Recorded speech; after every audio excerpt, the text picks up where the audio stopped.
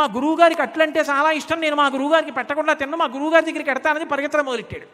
ఒరే గురువుగారు కాశీ వెడుతున్నారా, ఎక్కడికో వెళ్ళిపోయాడు, ఇప్పటికీ నువ్వు ఎప్పటికట్టట్టు కెడతావు, తినరా నాయన అంది సీతమ్మ. మా గురువుగారికి పెట్టకుండా నేను తిన్న అట్టుముక్క మా గురువుగారికి ఎట్టాలన్నాడు. హనుమని పిలిచి ఒరే నాయన భుజం మీద ఎక్కించుకుని తీసుకెళ్ళరా అన్నాడు. హనుమ భోలేరాంని భుజాల మీద ఎక్కించుకుని దూరంగా కాశీపట్టణానికి ఎడుతున్న సమర్థరామదాసు గారి దగ్గర దింపి నాయన పెట్టట్టు అన్నాడు. సమర్థరామదాసు గారు తెల్లపోయి ఎలా వచ్చేవరా నాయన ఇక్కడికి అన్నాడు. గురువుగారు మీకు అట్లు ఇష్టం కదా, అట్టు పెడదామని వచ్చానండి. ఎలా వచ్చావు? ఆ కోతి అట్టుకొచ్చిందండి నన్ను అన్నాడు. కోతి ఎందుకు తెచ్చిందిరా అన్నాడు. సీతమ్మ అట్టేసి పెట్టింది పంపించింది. ఒరే కోతి ఏమిటిరా, హనుమరా, మహానుభావుడు భుజాల మీద ఎక్కొచ్చా. గురువుగారు హనుమో సీతమ్మో పక్కకు వదిలేయండి, మీకు అట్టిట్టేనా లేదా నాకంతే. సమర్థరామదాసు గారు అట్టుముక్క తిన్న తర్వాత మళ్ళీ హనుమ భుజాల మీద కూర్చుని మళ్ళీ దేవాలయానికి వెళ్ళిపోయాడు. ఆయన పోనీ గురువుగారితో వెళ్ళలేదు. గురువు మాట, గురువు గౌరవం అంతే. అది దేశపు గొప్పతనం, ఆ గురు శిష్య సంప్రదాయానికి ఉన్న గొప్పతనం.